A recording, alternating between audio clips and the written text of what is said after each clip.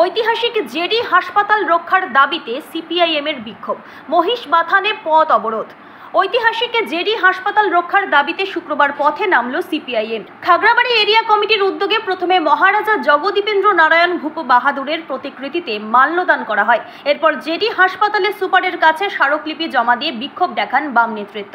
সিপিআইএমের অভিযোগ, 1947 সালে কোচবিহারের মহারাজার প্রতিষ্ঠিত এই হাসপাতাল বর্তমানে কার্যত ধ্বংসস্তূপে পরিণত হয়েছে।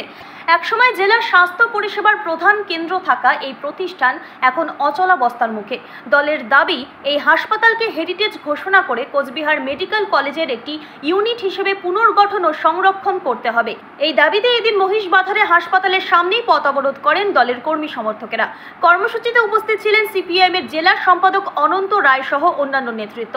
বাম নেতৃত্বের অভিযোগ, রাজ্য সরকার ইচ্ছাকৃতভাবে এই ঐতিহাসিক প্রতিষ্ঠানকে অবহেলায় ফেলে রেখেছে।